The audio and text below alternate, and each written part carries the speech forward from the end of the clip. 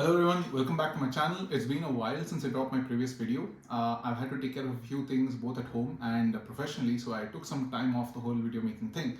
I noticed that ISB has released its new essay prompts for the 2024 R1 admission, which is set for September 10, I believe. And I think it's useful for me to give these tips to you in terms of how you can go about successfully writing these essays, because the essay prompts have completely changed from what they were last time. Last time ISB essays were more focused on marketing yourself to ISB. I mean, you're generally marketing yourself to ISB through everything you do, but they were very direct, right? They talked about what are your professional goals, long term, short term, how can ISB help you, and peer learning at ISB is a massive thing. How are you going to add to the batch of PGP, whatever. Now, ISB seems to have moved away from that high and mighty approach of you tell me why I should take you, to more of hey, tell me about yourself, tell me about your strengths and weaknesses, tell me about your background, what drives you, that sort of soft approach. But this can be a minefield, because last time you could get away with talking about very clear goals and very generic answers as to why ISB would be good for you. Because there are only that many roles, and there's only that many colleges that can provide you the experience for that role. This time, however, it kind of prompts you to dig very deep into your background, try to find like very specific stories and experiences which have shaped who you are. This is a good thing and a bad thing for a lot of you. For people who are applying newly, this is sort of a good thing because it falls in line with what international colleges like Harvard might ask. Like most of their essay prompts are of this nature, they're very soft. They try to find out the unique qualities of that particular candidate rather than talking about role fit and all that other nonsense, right? For those of you who are reapplying, this might feel bad because you're like, I just finished writing like 2 or 3 essays for the first time I tried to apply, and now I have to completely change everything up. This is actually a good thing, because imagine if the essay prompts were the same. How are you going to go about writing the same answers? Like you'll have to completely rejig everything, and it kind of feels false, right? Like if someone's reading you as a reapplicant and they say, last time you wrote this and this time you've completely changed it up to fit the fact that you're reapplying again, it doesn't make much sense. You actually have the ability now to completely recreate your story and your origins, and have a stronger presence through your essays. Now, without further ado, let's move into the actual first essay prompt. It basically asks you to provide an honest portrayal of yourself, emphasizing your strengths and weaknesses. It asks you to highlight key elements that have shaped your personal journey until now, and it also talks about providing relevant illustrations as needed.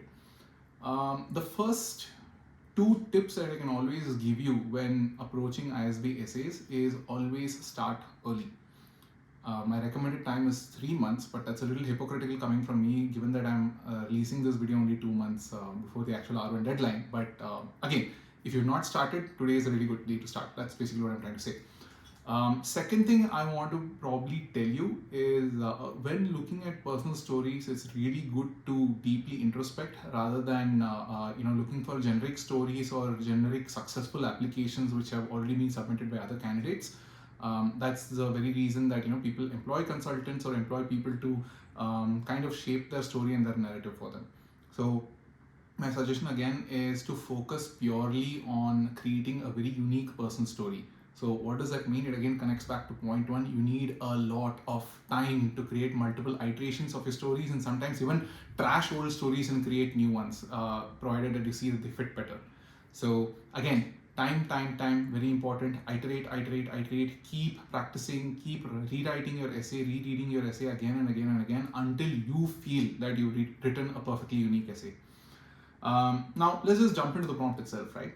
My suggestion is always to understand the prompt very well. What is it asking you? Are there any key terms there which you might miss out if you don't read the prompt correctly? Let's jump into that. So it talks about providing an honest portrayal of yourself. What might they mean by honest portrayal? In my mind, an honest portrayal basically means whether your career, your social media, including your LinkedIn, which is your professional social media, your resume, your career story, the way you give your interviews, the way you present yourself, all of them align consistently with what personal qualities you said you have, right?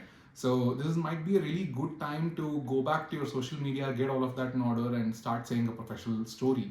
And that professional story can be said in the form of your resume. It can be said in the form of the career and hobbies section of your LinkedIn. It can be told through your actual preparation for the interviews. So honest portrayal is basically a reminder to you that everything you say and everything you say online as well as offline will count towards creating your professional image and your story. So get everything in line, get in order, talk about a consistent story. Now, the second part is, of course, it talks about strengths and weaknesses. Now, don't get misled by the S at the end of each word, strengths and weaknesses. You have only 400 words to complete that essay prompt. So be very careful when you're trying to talk about your strengths and weaknesses. I know candidates who really want to talk a lot about their strengths. So, they want to put like 5 different points to the same essay, and what eventually comes out is a half-baked answer which does not like truly highlight or provide examples of that particular quality. What I suggest is always focus on whittling down the list of your strengths to maybe maximum 2, right, within 400 words. So let's say you take 300 words for talking about your strengths and 100 words for talking about your weaknesses. Out of those 300 words, 150 words per strength and per quality. Again, provide an honest portrayal, which means you need to provide a story for that specific quality. You can't just mention I'm strong at this and stop. You need to really dig deep and say, in my life, these things or this thing has happened which has enabled me to say that yeah, I got this quality at that particular point in time, and I've used it consistently throughout my career. So focus very much on keeping your answers very concise, to the point, and actually relevant to the strength that you're trying to talk about. The next thing we talk about is key elements again. Key elements to me always again rolls back to what are the stories, what are the turning points in your life which enabled you to be where you are today. So whatever stories you're providing, when they say key elements, they're talking about turnaround points in your life where you believe at least that your life completely changed, or you got a completely new perspective which enabled you to get to where you are today, and which will enable you to get to where you want tomorrow. So when trying to collect stories, I would say go deep, collect a ton of stories from a childhood, from a career, from your hobbies and passions, and from extracurriculars, whatever it is. But at the end of the day, just make sure that you absolutely prioritize and say, this particular element of my personal journey so far has been the most relevant for me, and this is why. That X factor for that particular element, that particular example, that particular story, that's something you really need to highlight and find out why it is so. So even in the interviews, they may ask you, why do you think that this particular element of your personal journey you feel is like very important? So you need to be able to justify to them, look, absolutely this is a turning point, this is a time when everything changed for me, and this is why. The next key term you have to look at is personal journey. Personal journey to me, I know, is like a very tricky word. Like for a lot of people, personal journey just talks to writing your entire story. I started off in Calcutta or Chennai, and then I did first to fifth standard over there, blah blah blah. I did engineering, then I got into a job and I came here. Again, remember, there are only 400 words. You cannot write filler. You cannot talk about your entire life story until this point. So they're only looking at key elements of your personal story. So when they say personal story, don't be tempted to write everything. Make sure again that you're focusing only on the important parts of your personal story which make you stand out. A good way to go about doing this is following something called the hero's journey. It's a common template. You can just Google hero's journey and find out what it's about.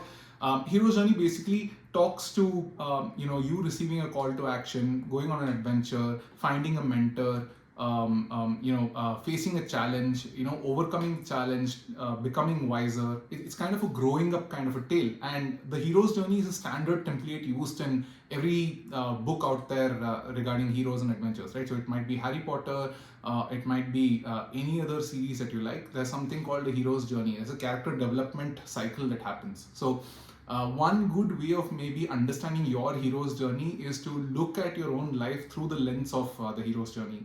Where you started, what called you to do something, what kind of challenges you faced, who helped you along when you faced those challenges, how did you overcome those challenges, and what did you learn from them? How do you continue to use that? Like how have you moved past that specific adventure? How have you become a better person because of it?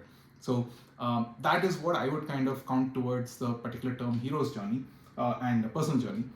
The next most important term is relevant illustrations. So again, they're talking about be very concise and make your examples very relevant to both your journey, your personal qualities, as well as to qualities that the MBA actually needs and wants, right?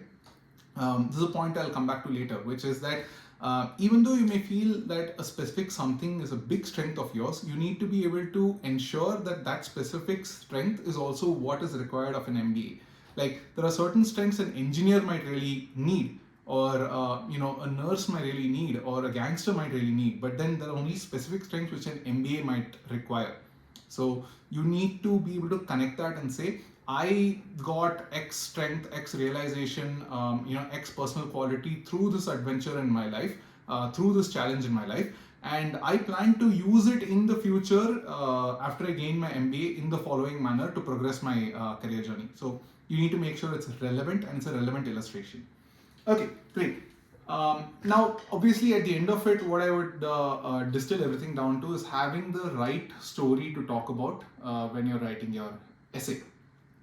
A lot of candidates face this problem, which is how do I find this right story? How do I actually go about gathering that initial data to say, what do I put into my essay is a question.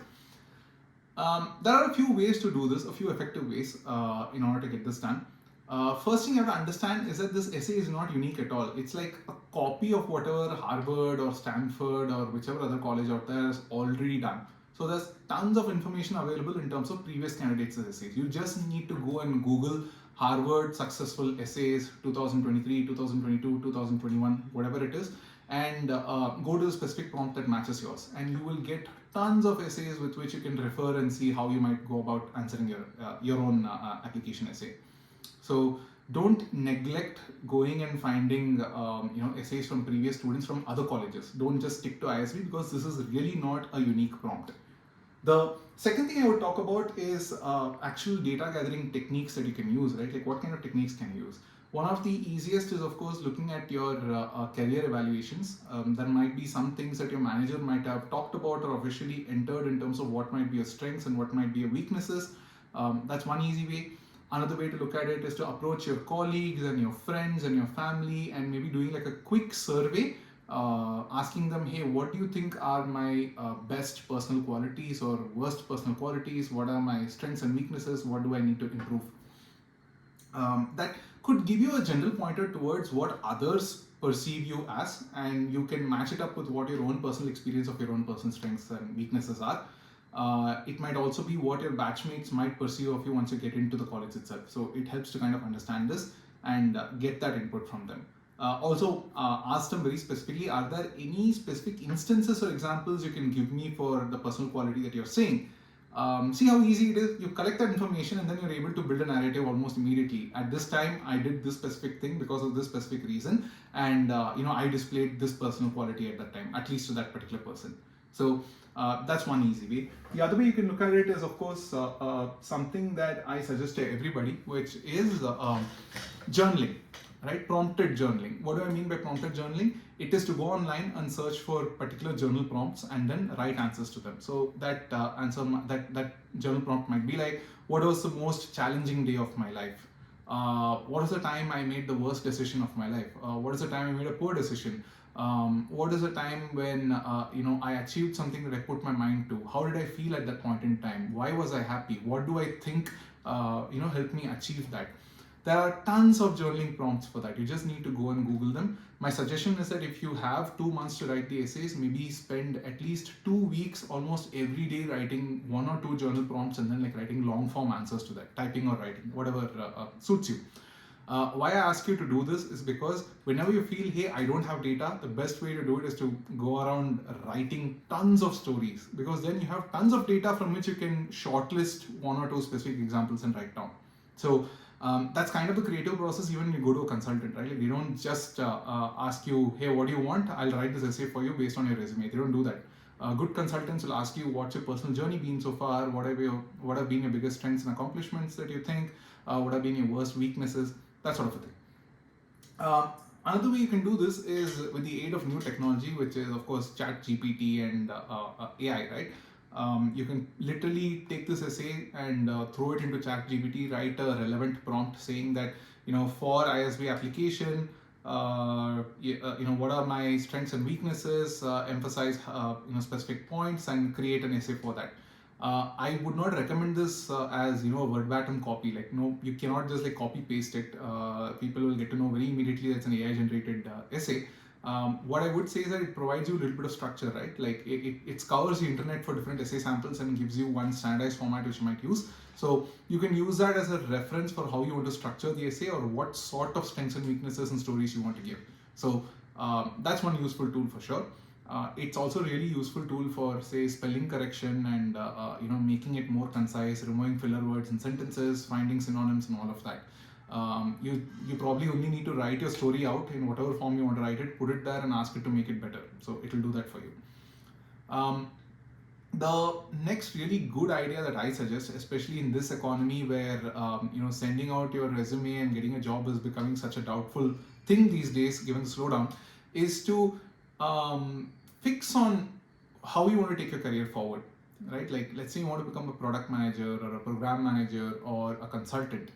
A good idea would be to go and collect a lot of job descriptions for the specific role that you're planning to take post MBA, and then dump that in an AI software and try to do a word map and see what are the most recurring words and recurring requirements. So you'll have the job requirements section in most job descriptions. They'll talk about what certifications they want, what kind of skills they require. Mostly these skills are like they need stakeholder management or product management. They need some tech background, good coding background, that sort of stuff.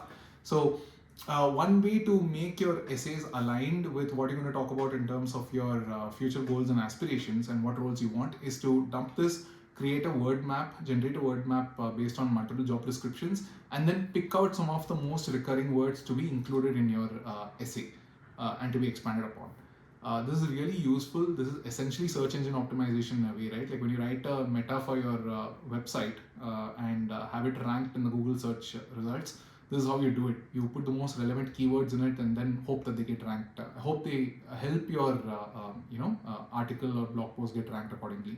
So that's one good way. The most important thing I feel is that you really need to be in touch with current trends in both in the market as well as in terms of the job scene, right?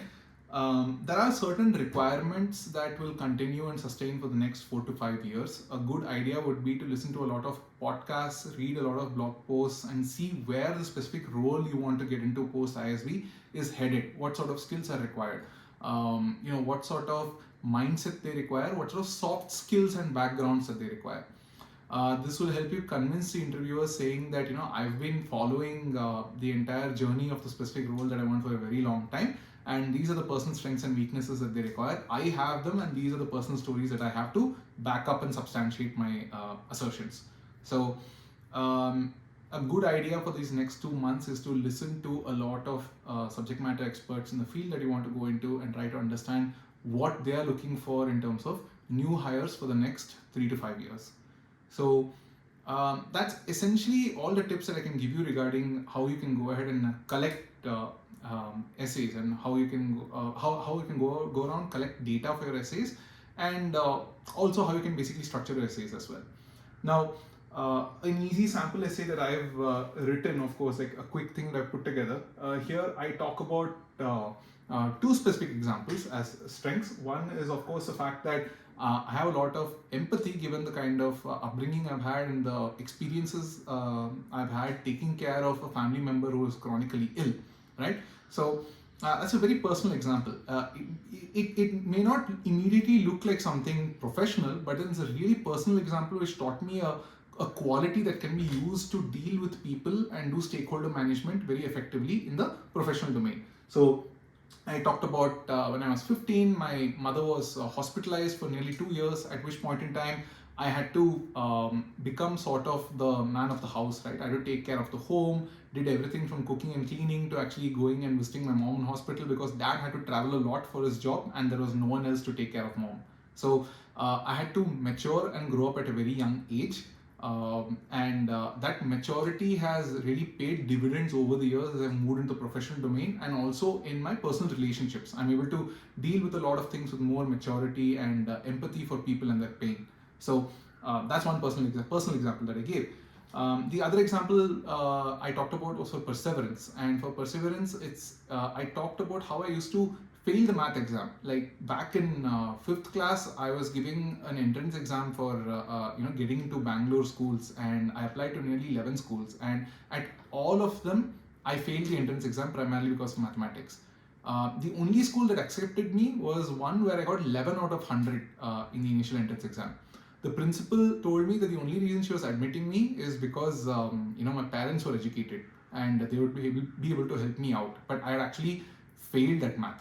So she gave me a chance, saying that you can write the entrance exam one more time in the next week, but she told me that she wanted to see a score of at least 70% to be sure that I deserved that seat in that school. I remember spending the entire week constantly doing math problems. So I did close to 1,200 problems in like the 4 or 5 days leading up to the exam. That was a key moment for me. Like that level of effort, that intensity of desire to get into that particular school, to make my parents proud. I've never really felt that anywhere else in my life. Like that was a linchpin moment which turned me into this machine that could really, be aggressive and move towards its goals. So I talk about that as an example of perseverance and hard work, and I talk about my experiences with a chronically sick parent at the age of 15. So both of these examples talk about an early childhood and background where I faced a lot of challenges and then overcame them and have these qualities as a result. So there's just two strengths which I've talked about and two specific stories that I've written substantiating these strengths.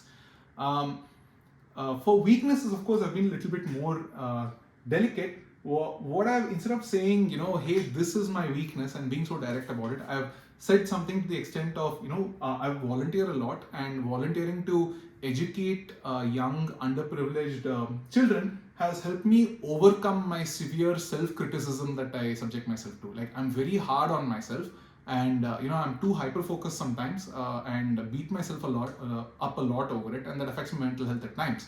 But then volunteering, looking at children growing very slowly but consistently, looking at them take those first few steps, looking at them try something new, it fills me with a sense of joy and wonder which is very difficult to get in adult life, and that helps me overcome these weaknesses that I have.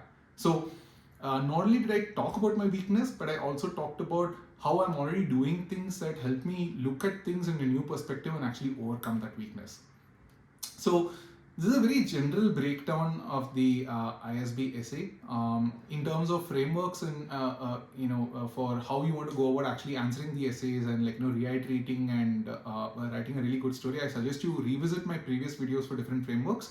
But I hope this specific breakdown gave you an idea of how you might go about answering essays. Do not worry, it's very easy. There are already examples for how other candidates have answered it. You can go online, check some of Harvard and Stanford's successful essay prompts, and this prompt is definitely over there somewhere. I read a few essays myself. Take a look at that, take a lot of time, reiterate repeatedly. Make sure every aspect of your professional life, from your resume to your LinkedIn to your interviews, all of them align with what you're talking about in the essays. That's going to be really important. I'll be releasing another essay video for the second essay probably in a few more days, and I may also do a revision of one of my earlier videos for the third optional essay prompt. I still haven't decided that yet, but if you are going to answer the essay, optional essay, I think it's there in one of my previous videos on how to answer the ISB essays. So I guess that's about it. Best of luck. Do contact me if you need any specific pointers or you want any consultation in terms of how you can take this essay and application forward. Thank you. Bye bye.